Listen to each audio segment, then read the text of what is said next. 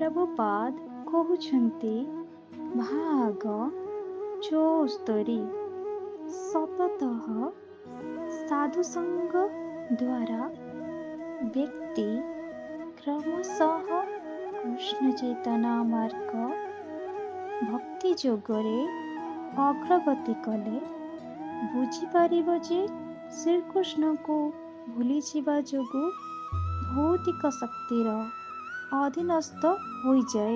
यही ज्ञान श्रीमद् भगवद गीता यथारूप अध्याय 7 श्लोक 30 तात्पर्यरु निया जाइछि। श्री वृंदावन धाम से आपका सर्वदेवदास। हरे कृष्णा कृष्ण कृष्ण हरे